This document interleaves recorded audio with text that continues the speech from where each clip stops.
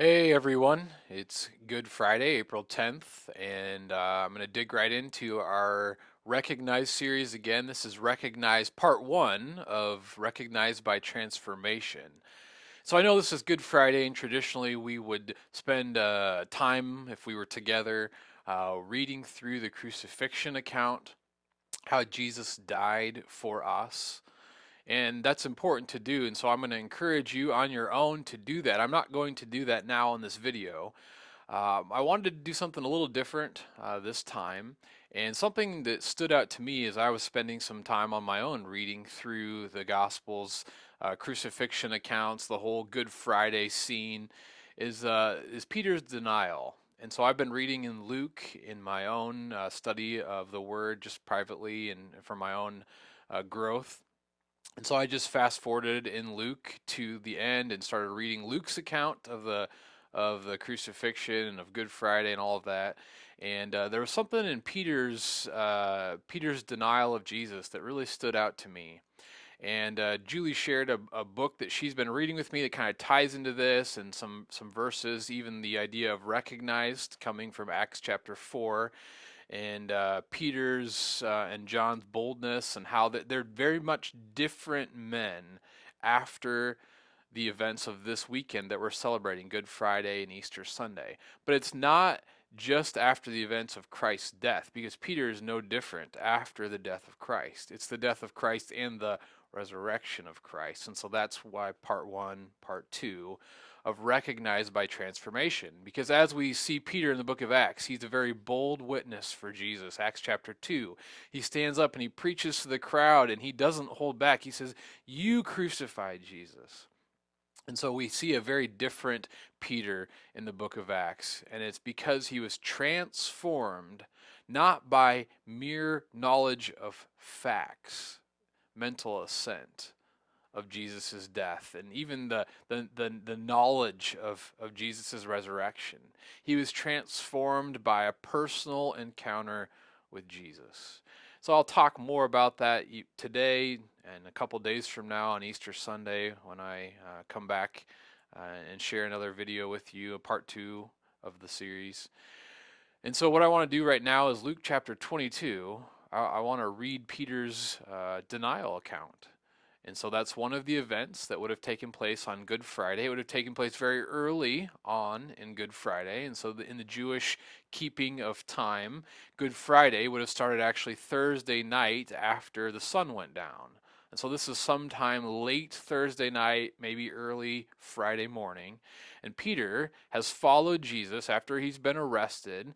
He's followed Jesus to the house of the high priest.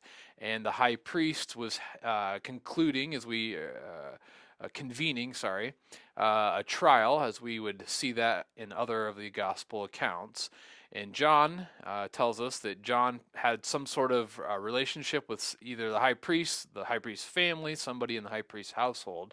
He gets admittance into the high priest's house, and then he lets Peter in. And it seems like John is not in the courtyard with Peter at the time of Peter's denial. Perhaps he's gone inside to hear more, and you couldn't get Peter any closer than the courtyard. But we have this account, and I think it's very fascinating when you compare this account with Peter here in Luke 22 and the Peter we see in Acts. And so that's what I want to focus on today with you. So let me read Luke chapter 22 for you. Not the whole chapter. Luke 22:54 through 62. So then, seizing him, this took place in the Garden of Gethsemane, as Judas had brought the temple priests, the religious leaders, strong men with clubs and swords, things like that. As he brought the mob out to arrest Jesus, they did that in the Garden of Gethsemane, and they seized him and they led him away. They took him to the house of the high priest, and Peter followed at a distance. Now, if you'll remember, all the disciples of Jesus had fled when Jesus was arrested. They'd run this way and that, and they were hiding, and Peter follows at a distance. And when they had kindled the fire in the middle of the courtyard and had sat down together, Peter sat down with them. So he's been let into the courtyard. There's a fire to warm themselves in the cool night air. And Peter sits down with them, no doubt trying to be inconspicuous, to stick into the shadows or something like that. And a servant girl takes notice of him. And so she says to him, this man was with Jesus. or she probably says it to the group that they're with. But she sees him in the firelight, it says. She looks closely at him, and she says that this man was with him, but he denied it. Woman, I don't know him, he said. A little later, someone else saw him and said, you also are one of them.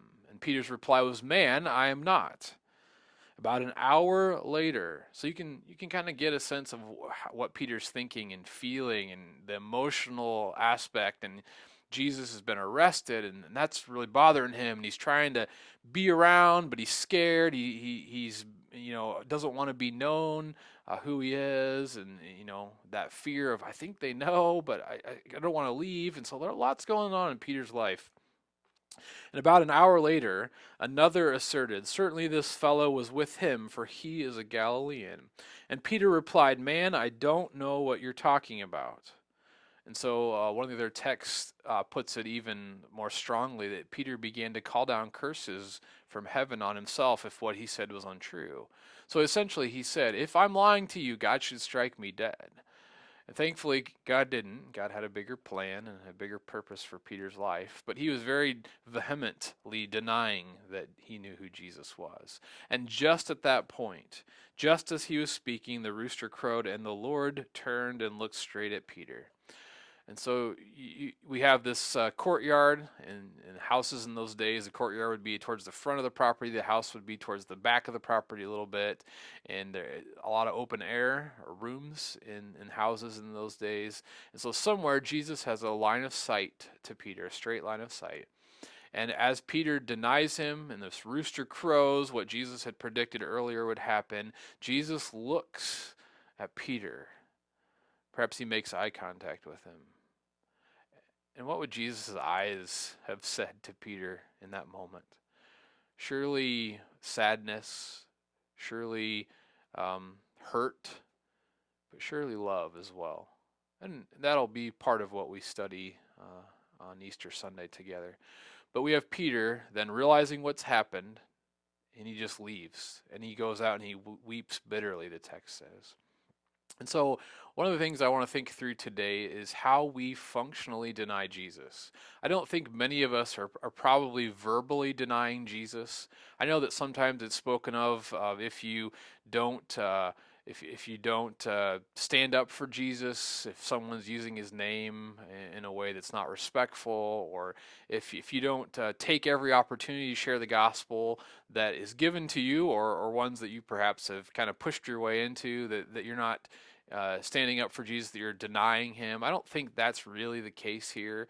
I think that if you eat out in public and you don't pray, that you're not denying Jesus to all those who are watching to see if you're going to pray.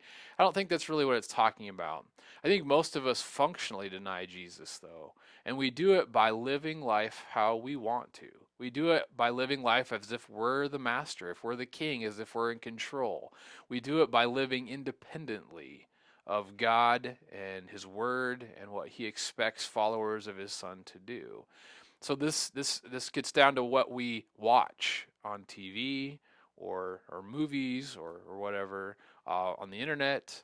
It gets down to what decisions we make, how we interact with our family and friends, how we spend our money or how we give our money or how we give of our time, whether we're giving selflessly and sacrificially or whether we're kind of just doing it because we feel like we have to. This gets down to how we love, how we interact with the church family, how we pursue unity together. It gets down to what we focus on, how we live our lives, and every aspect is either saying, yes, I know Jesus and I'm following him, or no, I don't know him. Man, I don't know him, is what many of our lives often say. And so I really want to ask you to contemplate your life today. What does your life say about Jesus? What does your life say you believe about Jesus? It doesn't really matter what your mouth says. You can give mental assent. You can believe the facts about Jesus, and you can believe what Jesus wants you to do and how he wants you to live. But if your life hasn't been transformed, it doesn't really matter what you say. If your life doesn't show it, it doesn't really matter what you say. And so I want to encourage you with those those truths today to really look at your life, to see, do you just say you believe in Jesus like Peter did, or does your life back it up? Have you been transformed? Now, I keep using that word and those phrasing. That's part of a book that Julie was reading that she shared with me. It's something that I shared yesterday afternoon with our church family in a church weekly church email. And really, part of the quote that I'm tying into is that you can believe the facts. Peter believed the facts about Jesus. He'd lived with Jesus, walked with Jesus, been around Jesus for 3 years. He knew the facts, but they hadn't changed him yet. So you can believe the facts about Jesus, but it's different. There's a difference between believing and really believing, between mental assent and heart change, transformation. And so if you just believe the facts, it can keep you in the neighborhood of Christ likeness, is what this author that Julie shared with me and that I share with the church family, what he said. It can keep you in the neighborhood of Christ likeness. So you can love in ways that are like Christ. You can give in ways, you can act in ways, things like that. But unless you have been transformed, it doesn't come from the heart. It's forced, it's coerced, it's moralism. And so I really want to encourage you today to think through ways that you functionally deny Jesus. And then as you go about your Good Friday, I want to encourage you to read the gospel accounts and think through how Jesus was in the process of providing salvation for you.